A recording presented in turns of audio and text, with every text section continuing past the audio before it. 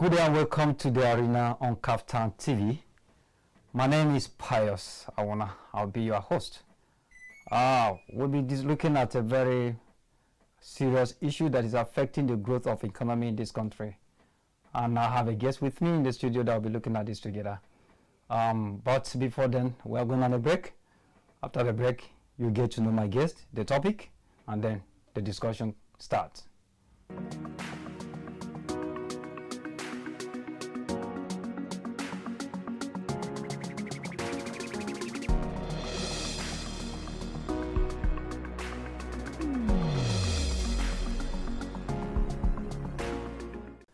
Welcome back from the break.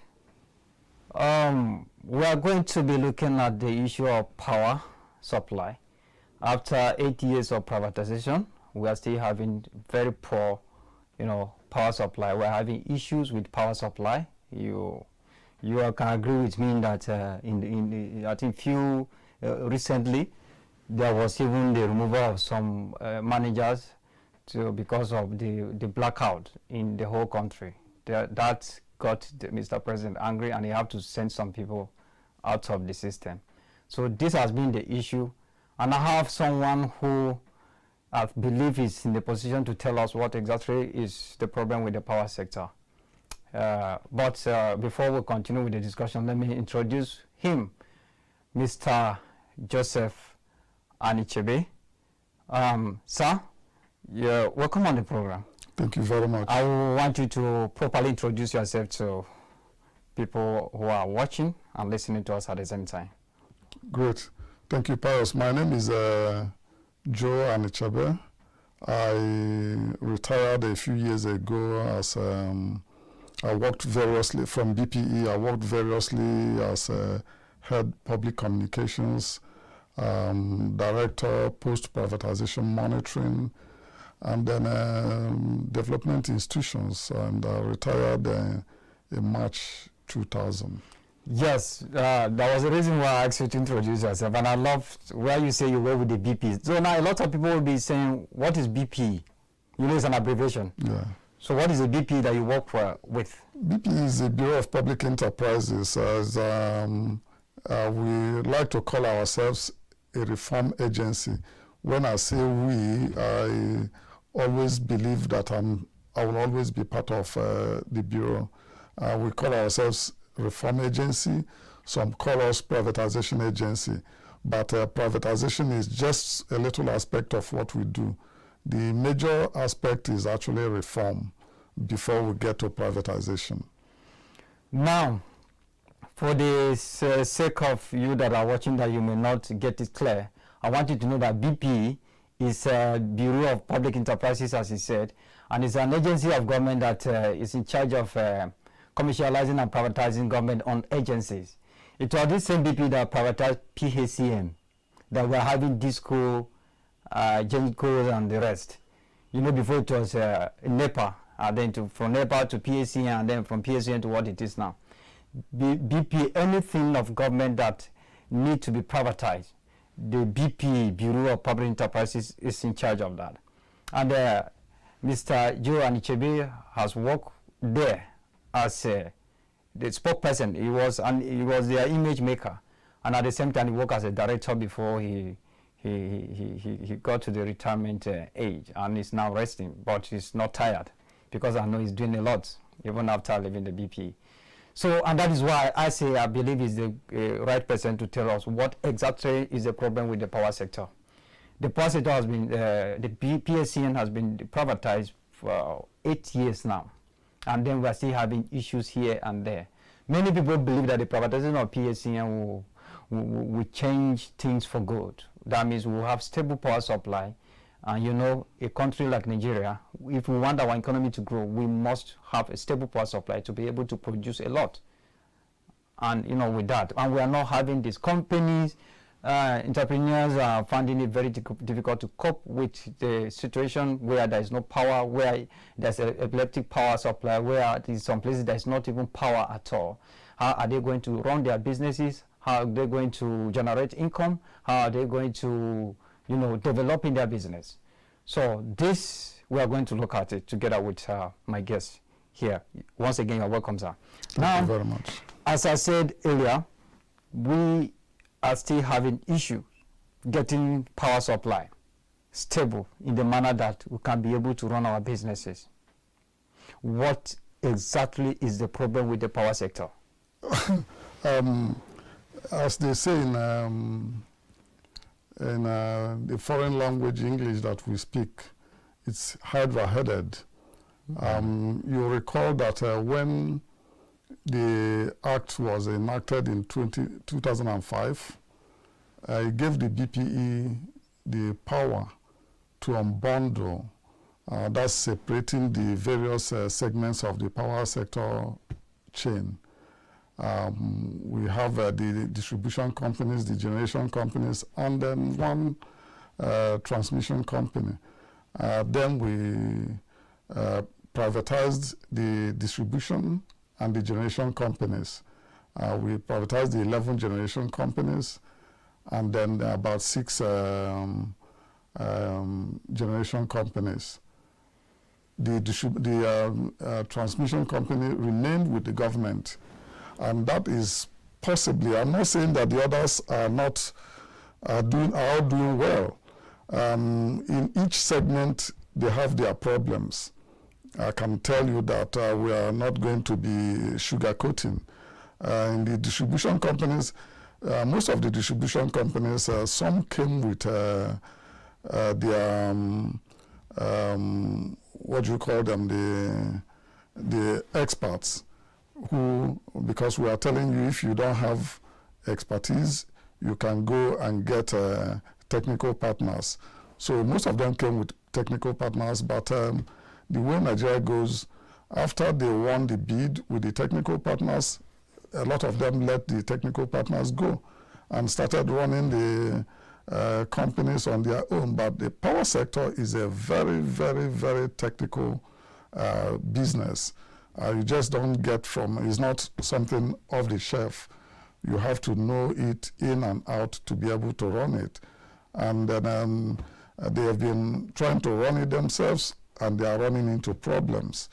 And in the generation companies, we have issue of gas supply. We know sometimes the cost of gas in Nigeria is a little cheaper than what they get overseas. So most of the gas suppliers will prefer to sell their gas to foreign companies.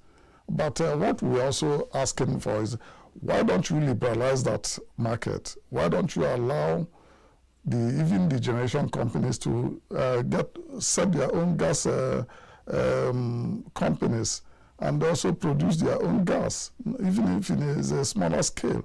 But those are issues that are affecting the sector. But the critical issue is the transmission company, which is the weakest link in that value chain.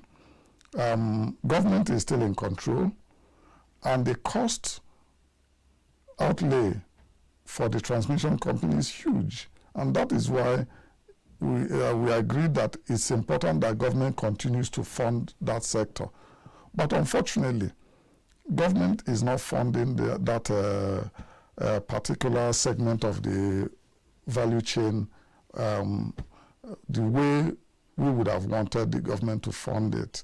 So at this point, the transmission companies can, if I'm not mistaken, they can only carry about 5,000 megawatts.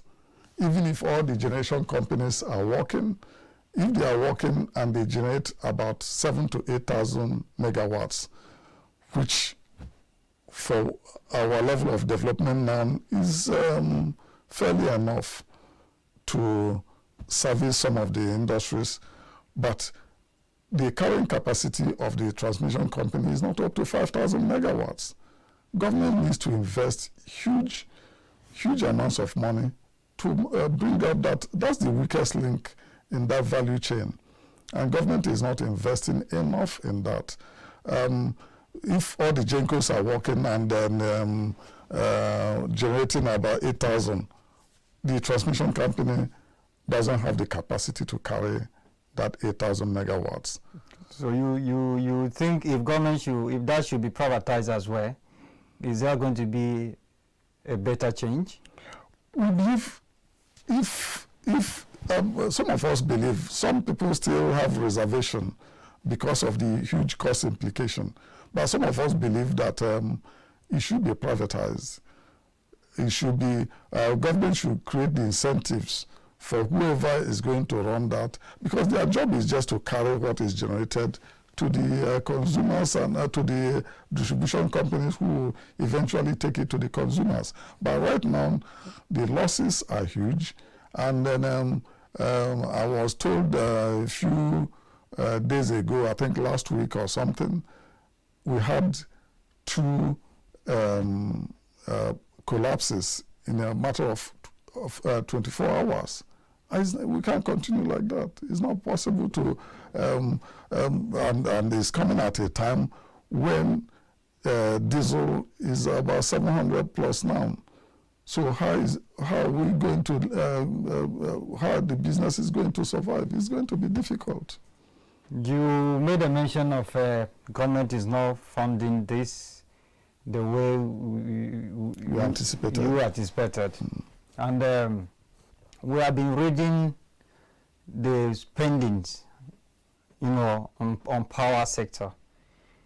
Look at this. This was published in Vanguard newspaper on September 9, 2015, that the former President Obasanjo, the former Presidents Obasanjo, Yaradua, and Jonathan spent 2.74 trillion in 16 years on power. That is just for these 3 former presidents. And then we have another publication in Premium Times newspaper that say that publication was on the January 23rd. That the ongoing administration, which is President Buhari, spent 1.7 trillion on power in 3 years. There are other spending too that I have not captured here. We are looking at trillions, 2.74 trillion. We are looking at 1 point something, and I know there are others. All this is amount invested in the power sector so far. They are not enough to, make the sector vibrant, to make Nigerians have stable power supply.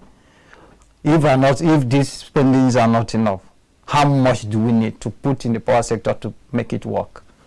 I think that's the first question we need to ask, because if we said we spent this amount, we spent that amount, somebody should tell us, to make the power sector work, how much do we need? Not snippets. Yes. If we said, okay, we need 5 trillion to stabilize the power sector, then let's take from that amount, how much have we spent? Let me also be a little controversial. When we say that we spent so much, sometimes we don't build in the corruption part of it. If there's a budget that's why I wanted us to know exactly how much is needed to make the power sector work. Yes, we'll get into that. Then if we know that, then we now know what we are spending. We are no longer talking about government spending on generation companies. If we are spending on distribution companies, then it's more like assisting them.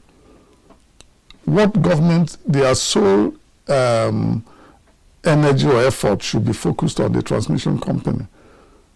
And when you focus on that, tell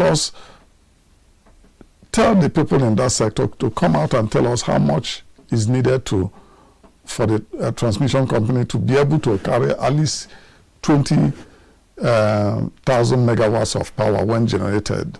Because people are no longer willing, the NDPAC will bring their own generation on board. Where is the transmission company to carry it? The transmission company can't carry it. Even what we are generating now, they can't carry.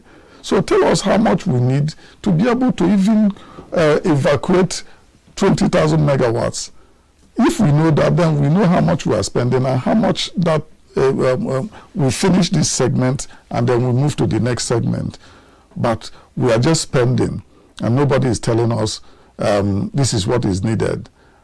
So if you say, I'm sure, you know, we have an issue many years ago where we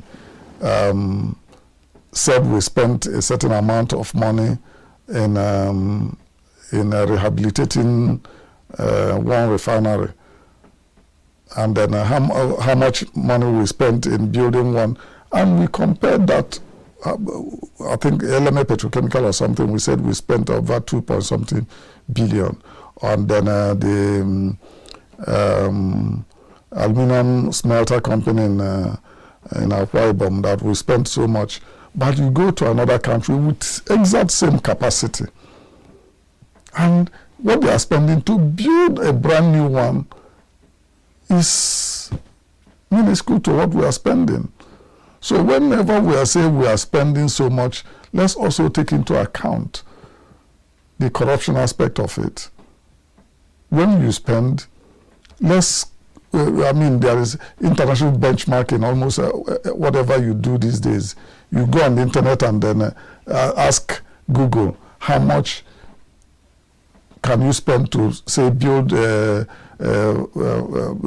40,000 capacity refinery. Google will tell you that.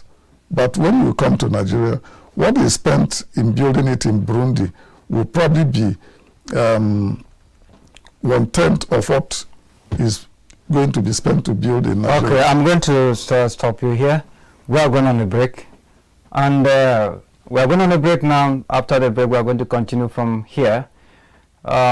It's been nice having Mr. Anichebe on the program. So don't go anywhere. Stay close to your TV set. And we are going to continue from here after the break. Thank you very much.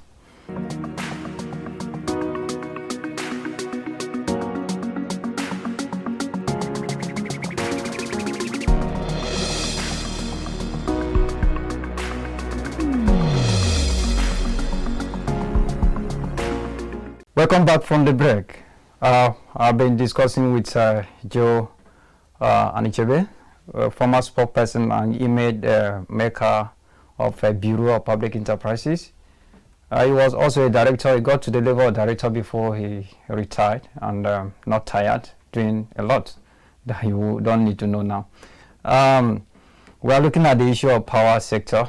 A lot has been spent, and we are still having issues here and there.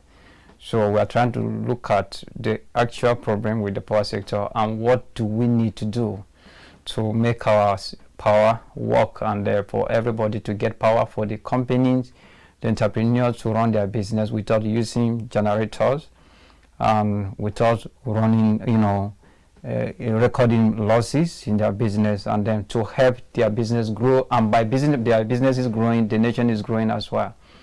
So before we go on break, you mentioned the issue of corruption aspect of, we should be looking at the corruption aspect of when we are talking about the spending in the power sector. So can you explain that more? Because I mean, the money that we are seeing here that also was spent is not actually the same amount, or this amount was budgeted, but it wasn't all that was invested in the sector. Well, it could mean that, it could also mean that what was budgeted may not be completely or fully released, because we could say, okay, Obasanjo budgeted $16 billion, but we also need to look at how much of that was released, because we all know that in government, what you budgeted and what was released are usually don't tally. The other aspect of it is that in the process of procurement, there could be pilfering along the line.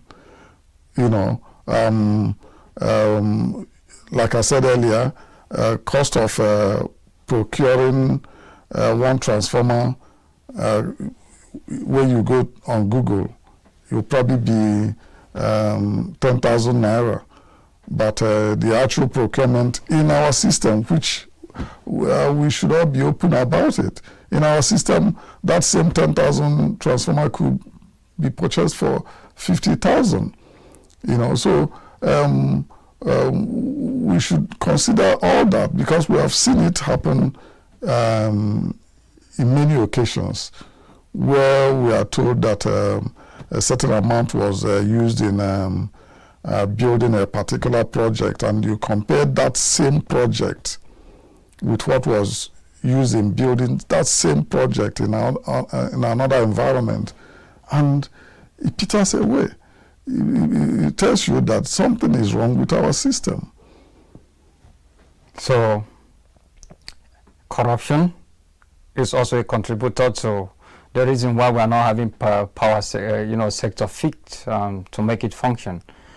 Now, I want us to look at this. Despite the fact that Nigerians, they are not getting power supply, they still pay for it. You agree with me that it is not every house that has a meter. There are some houses that they don't have meter, they are still using the estimated bill. And then they will not have light for a whole month. They don't have light. Maybe when they are having like just a week or even few days, they will get light, maybe probably like a place I know, 30 minutes for the whole day. That is even sometimes less than 30 minutes, but that is when the month is about to end.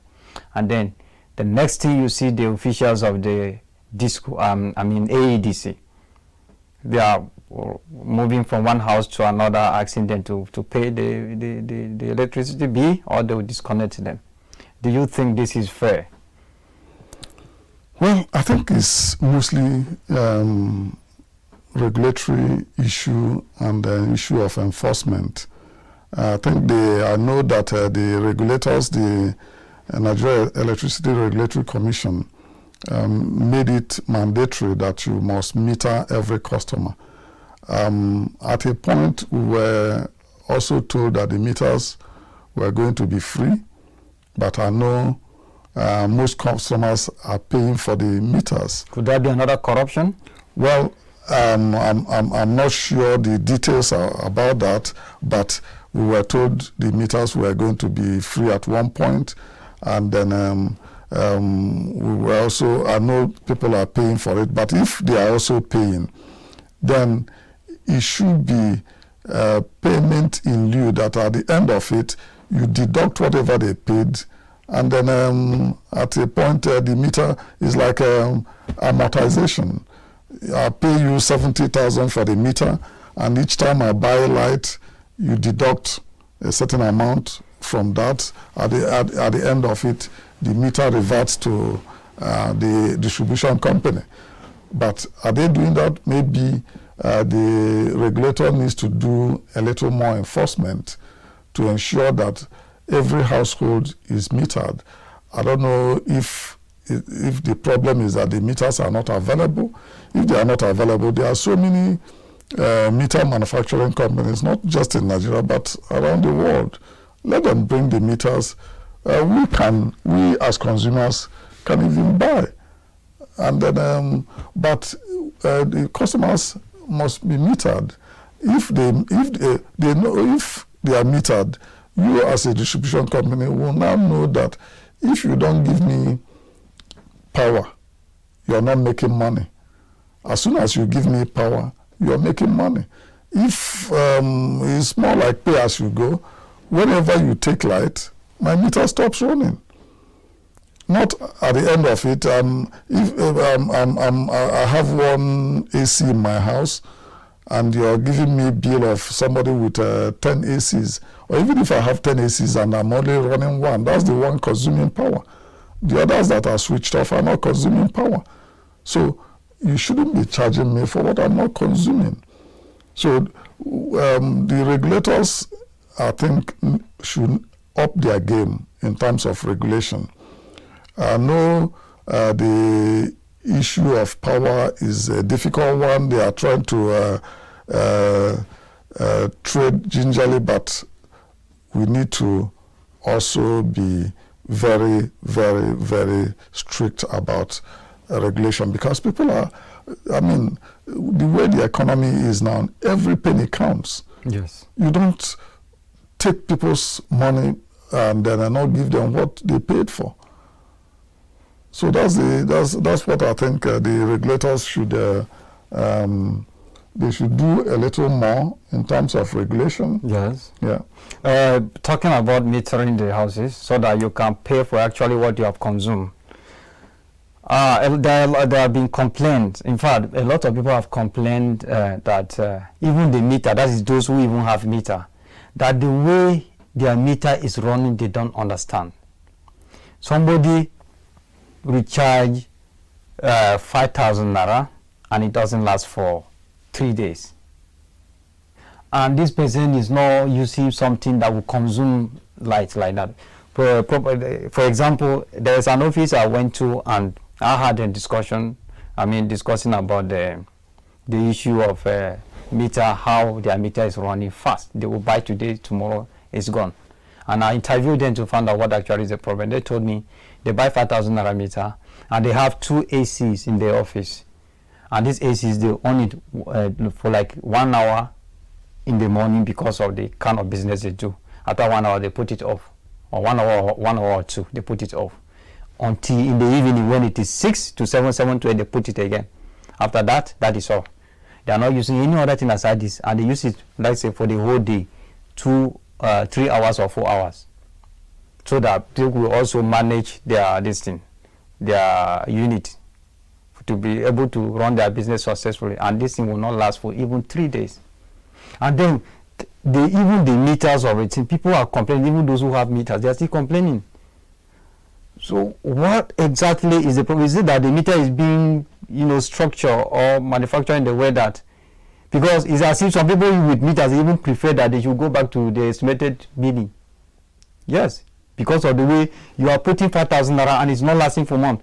During the estimated billing, sometimes even the 5,000 naira is what you can pay for the whole month. And this one that is meter now, you are spending that 5,000 naira within 3 days, or sometimes less than 3 days, and then you have to calculate before the end of the month. You are spending a lot, close to 100,000 or so. What exactly is the problem? So do you now look at the issue of meter? Do you think is a solution to avoid all this complaint of there is no light and we are asked to pay? Well, there's this saying that when you're here, there is better, and when you're there, here is better. Yes. Those who have meter are complaining that those who don't have are complaining that they don't have. First of all, let's move gradually. Let's all get metered. And then what we also need to do in Nigeria is be educated on how to use power.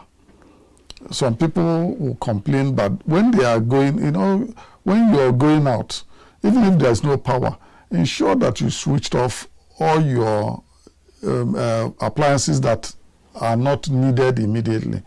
Even some of your freezers, when you're going out or when it has worked for a little while, you can also switch it off. But you move around and you see floodlights outside by 1 p.m. in the afternoon. People are not, and they don't know that is consuming power. Let's ensure that we get metered. First of all, when you are talking about if the meters are rigged, there is an agency itself, I can't remember the name, I think it's AMS or something. Their job is to ensure quality control of all the equipment used in the power sector, mostly the meters. So if you have a problem and you think your meter is running or is overrunning the way it should, call that agency to come and check your meter and make sure that it's the normal. And they also don't know that, look, if there is a tariff increase, assuming you were paying 15 naira per kilowatt hour before, and it was moved to 30 naira, the rate of your meter running is going to double because your rate has doubled. So it's not going to be running the same way it was running when you were paying 15 naira per kilowatt hour. Now that is running at 30 naira per kilowatt hour or 45 naira per kilowatt hour.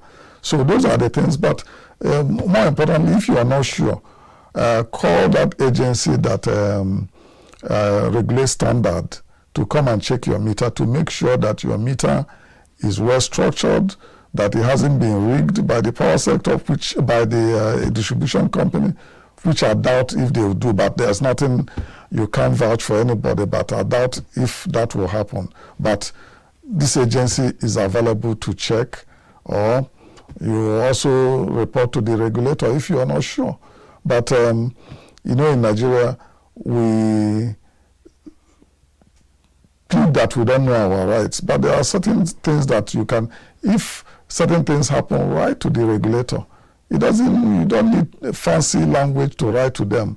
Just whatever they will understand, send it to them. They will call a meeting between you and the distribution company to resolve the issues.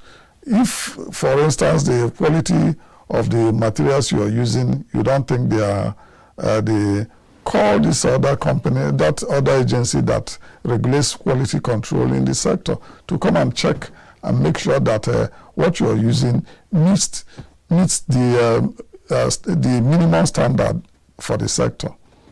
Okay. You worked with the BP for long. You were there when they were privatizing PSAM. You were there when a lot of government-owned agencies were privatized. But particularly we are looking at the PSAM now. Can you say, because I believe even before the privatization, there were terms and conditions given to the companies that were interested, or to people that were interested in buying the PSAM, for them to operate according to that, to ensure there is power to people and the business or power sector is running according to the plan. Can you tell us that these people are actually adhering to these terms and conditions that are like the guide, that they were like the kind of rules given to them that, look, you must abide by these rules if you want to do this business? Do you think they are adhering to that? Well, it's not as straightforward as that. Like I said, when we say value chain, in the power sector, for instance, there are 3 legs. And if you remove one leg, the thing will not stand. Yes. Let's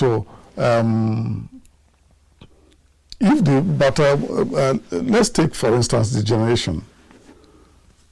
If you have generation and the generation is working perfectly, I know at some point some generating companies are asked to stop generating because the transmission company cannot carry what they are generating. You know, so if the generation is working and the transmission can't take it to the distribution companies, and then, which means the distribution companies can't take to the consumers. So if there is a problem with one of the chain breaks, it affects the entire value chain. So the distribution companies may be doing as well as they could, but if the generation is not generating, there's nothing distribution can do. If generation is generating and transmission is not transmitting, there's not much the distribution companies can do. So the 3 legs must stand firmly on the ground for the sector to work well. And at this point, I don't think the 3 legs are standing firmly. But in the Bureau of Public Enterprises, we gave them, like you mentioned, terms and conditions of what to do. It was even segmented per year. For instance, you must invest this amount of money. You must do this. You must meter this number of customers, because we also know that it may not be feasible to say in 1 year meter all the customers, because when assuming 1 meter is 50,000, and you have 1 million customers, and you multiply that by 50,000. I don't know if any distribution company can, with all the other things they are doing, can come out with that kind of money at one go. But we said, okay, you meter, say, 30,000 year one, 50,000 year two, then you move that up until you are able to meter all the customers. But at the point I was there, most of the distribution companies were complying not as fast as we wanted. And that was why we said, okay, you can get facilities, which I believe at a point even CBN started offering facilities for them to get the meters and meter customers. I don't know how far they've gone with that process now, but they have milestones to meet at every given point and at every given year. But are they completely meeting that? It may not be possible, because the funds may not be easily available for them to do that at one point. So I believe in terms of metering, at the time I was there, they were, some of them were lagging behind, but they were all trying to do that. Yes, and you know, I monitored the issue of privatization very closely. And I believe, you know, one of the reasons why people were happy about the PSAM privatization, because they were made to believe that once the power is privatized, this issue of lack of power supply, because a lot of things we are experiencing now in the power sector are the same things we experienced before the privatization of PSAM. And now it's like it's even doubling or even tripling because of the people. Then people are like, so what is the need of privatizing if after the privatization we are still experiencing this thing? Now I know that during the privatization, the terms and conditions have been given, and probably the kind of penalties that if you can't do it like this, maybe we have to take this thing back from you and manage it ourselves, or you have to meet so target, or we have to do. Was there anything like that? And most especially, you know, I'm putting myself in the shoe, or in fact, I'm even experiencing the same thing, because it is very unfair and it is cheating that you are paying for what you don't consume. Is there any place in that terms and condition that allows the AEDC to take money from consumers for the light they don't even consume? But before you answer that question, I would like us to go on break now. After the break, we are going to discuss more on the issue of power supply. Don't go anywhere. You will hear more after the break.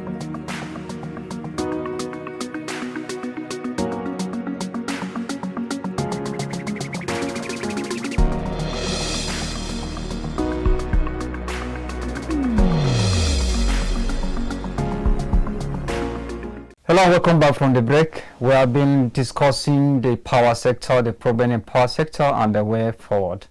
My guest has been Mr. Joseph Anichebe, the former spokesperson for the Bureau of Public Enterprises. He was there when the BP privatized PSAM, and he has a lot to tell us about the power sector.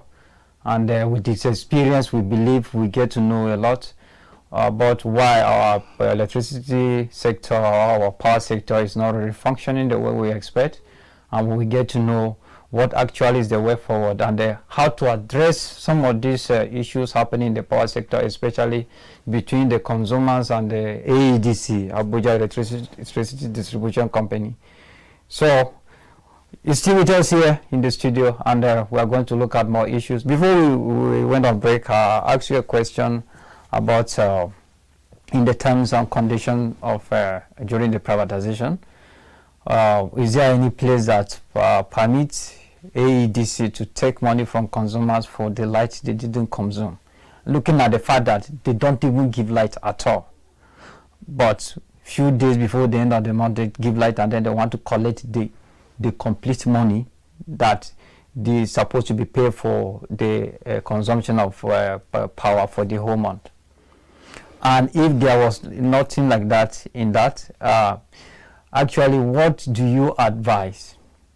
I believe you have said something about this before, but I want us to get to know more about how this issue can be addressed, so that the consumers will feel happy, they will not feel cheated, and they should actually be paying for what they are consuming, not for what they don't even give them. At the end of the day, you come and you are forcing them that they must pay, threatening them a lot of things. I've experienced a lot about the issue of power sector, and I know a lot of people that people complain on a daily basis.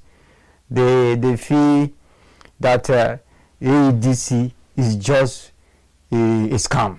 They say that, yes, because when they look at it, you didn't give us a lot and you want us to pay a scam. They look at it that they are being robbed. The government is robbing them. They call AEDC official robbers. It's just for funny. They record names that will make you, that you are working with the AEDC, you will feel embarrassed that Kai. But when you look at it, it's because of anger. They are not happy with what is happening. How are we going to address this? Whereby customers will actually pay with smile. They will not be paying as if they are being forced or somebody is robbing them. Thank you very much. I think the first thing the BPE did when the Act was enacted in 2005 was to set up NEC, which is Nigeria Electricity Regulatory Commission.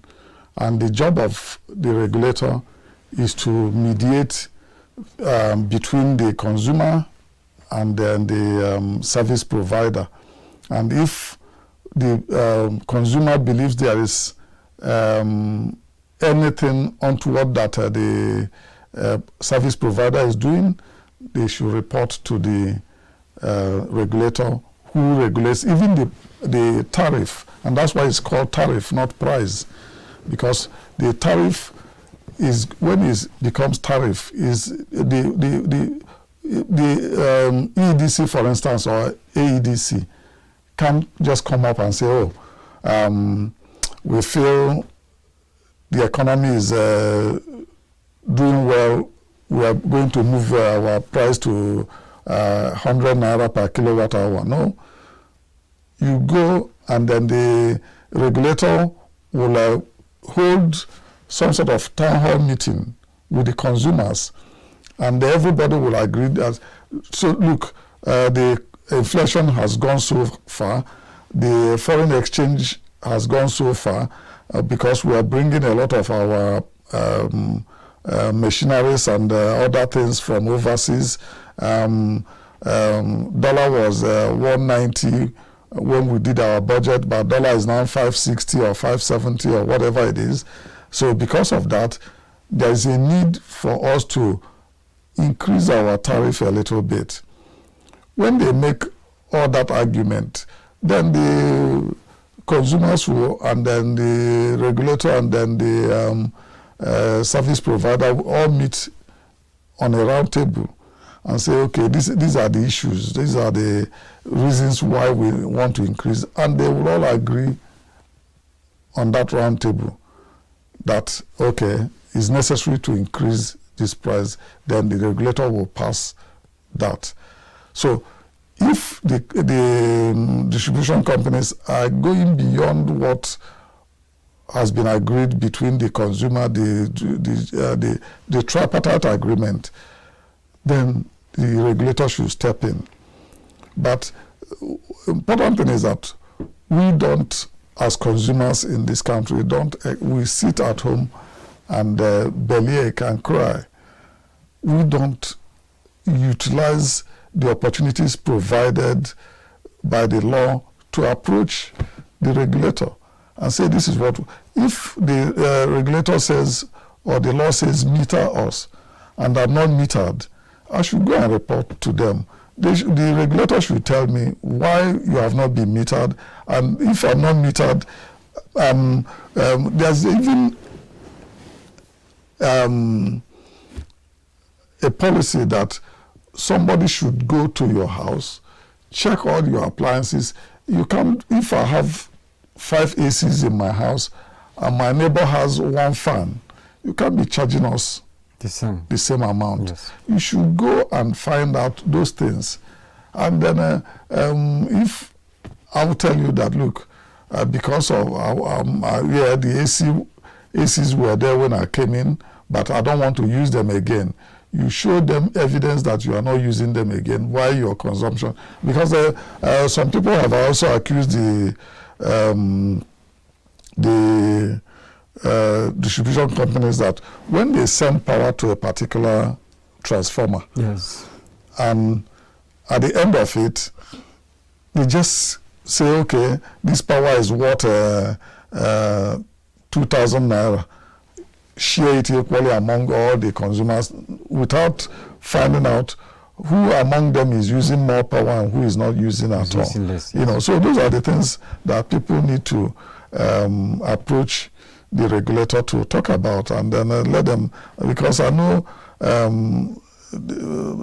I've had encounters with the regulators, and I know if you approach them, they are very, very, very approachable, and they can look into your matter. Yes, there is something happening in, in the power sector, which is another issue I want us to look at. And how can this be addressed? I noticed, for example, somebody who has been in a particular house that has not been paying electricity bill, and is out of the house, another person parking to the same house, and then he will have to pay the bill left by the former person. And you, in this situation, you will be forced to do that. Anytime you pay for your meter, they are deducting from that too.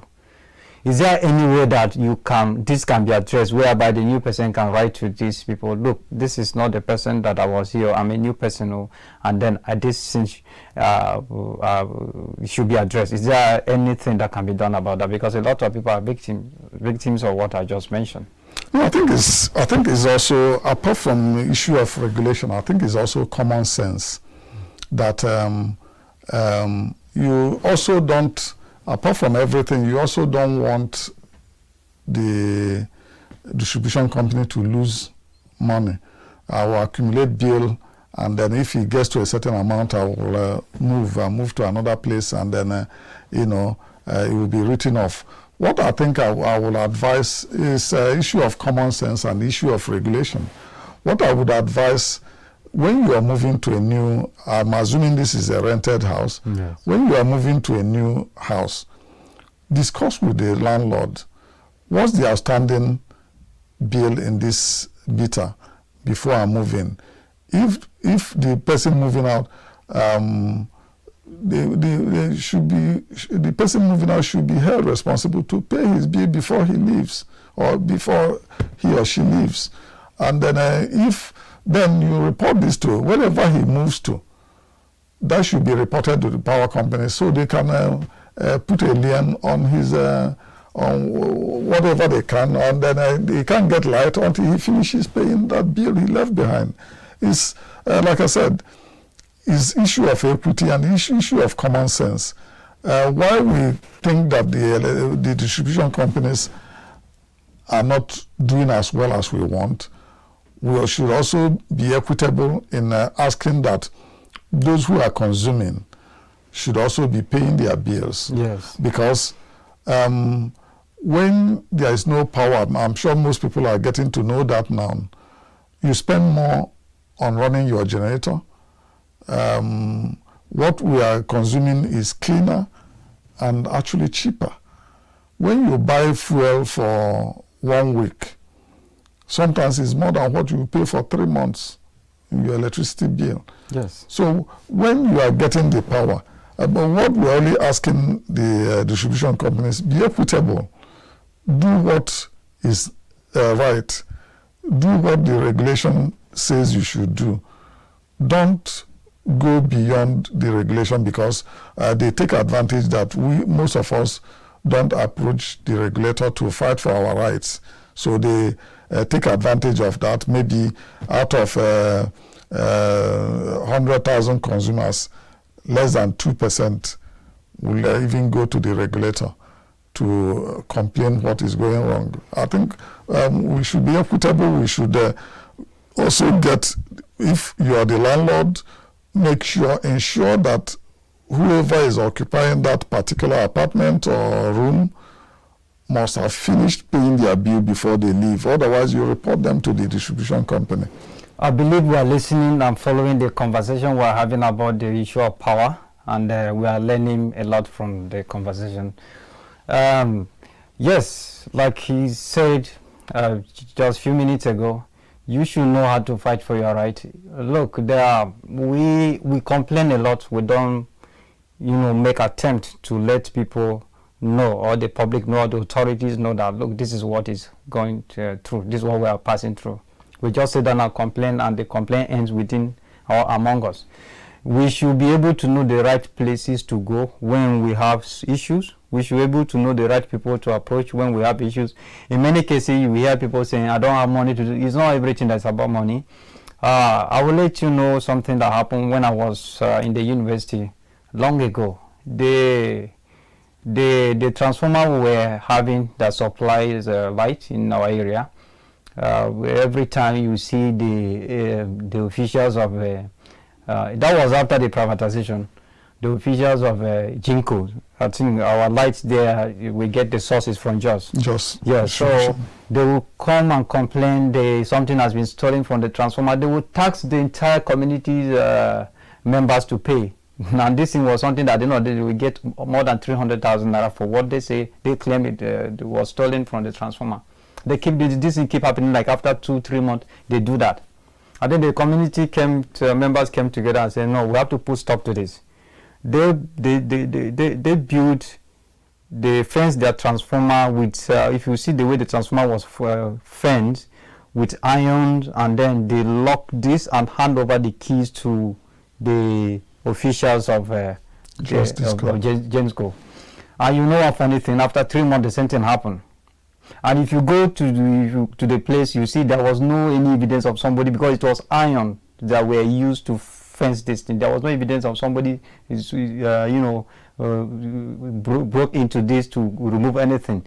It was very clearly that somebody with the key came conveniently and opened this thing, and people don't even know whether actually something is stolen there or not. And then these people now were going around to tax members of the community that you have to pay, or something has spoiled, somebody has stolen something from the transformer again. People were like, how? It's not what we came, we did a meeting and we fenced this thing, we even hand over the key to you. So how? They begin to threaten people that, look, you pay or you cannot have light. Do you know what happened? I was in the university then. I'm telling you this so that you should know how to fight for your right when you are confronted with something like this. I was just a student, just renting somewhere, going to school, and then they came to me and told that I should pay them this. I said, no, it can't happen. When I was told that the story, this is what actually happened, I said, no, these people who are authorities, they need to know this thing. I did a story about that incident. I explained everything that happened. When I wanted to interview them, they didn't want to say anything. We are looking at me just a student. We can't answer you all this and that. What can I do? But I was able to gather my facts, and I did a story. I sent to newspaper houses that was having their contact. Do you know the next day this story was in almost 3 papers? This is something that for more than a month people were not having light. The day this story appeared in the paper, in the night there was light. People didn't know what actually happened. So you see, some of these things that happen, I believe there's a corruption in the system, as you mentioned earlier. Some of these things, these people do this without the knowledge of the authorities, that this is actually what is happening. So you just have to expose this thing. Exposing these things is another way of getting it solved. So you shouldn't be something that every time you just sit down when this thing is happening, you say, they are government, there's nothing we can do. No, there are a lot of issues that are happening, government is not even aware. Only those who are perpetrating this thing, they know. And they know that if those who are their bosses are aware, they will be in trouble. So you just have to expose this thing. Social media is there, that is giving you opportunity to bring out issues. When people read and see that it's something that other people get to know, they share this thing for other people too, to know that this is what is happening in this particular area. I've taken time to explain this to you. I was just a student, I was not having money, but look at what that did, that saved the entire community. So you can do more. Thank you very much, sir, for coming on the program. It's unfortunate that we don't have more time to discuss more, because I have a lot of issues to, questions to ask you on different issues regarding the power sector. I remember you asked you were talking of the right question to ask is, how much do we really need to invest in the power sector to make it work? We are going to talk again about the issue of power sector and see how we can fix it, and we will have our power sector work for us to be able to grow our economy, because electricity is one of the economic driving area that we need to really keep it working for us to be productive and for us to grow from where we are to the next level. Thank you very much for coming on the program. Thank you so much. We believe we'll have you again on the same program to discuss more about power sector. Anytime. That is where we're going to draw a curtain on the arena where we discuss the issue of power sector, and we're able to look at the problems and the other issues and how to resolve them when you are confronted with that. Our guest has been Mr. Joseph. Is Joseph or Joe? Oh, no. Yes, because I want to clear that, because from the beginning it's Joe, but this is all his name, Joseph or Joe. Anichebe has been our guest on the program, and it was nice having you, sir. Thank you very much. We are going to come your way again with another topic or another issue on the arena. Please don't miss any edition of it. Our aim on this program is to educate you on different issues that you need to know, to open your eyes to see a lot of things, especially to make you know that you are a solution to your problem. That is how you can go about resolving issues, that you don't need someone to really do that for you.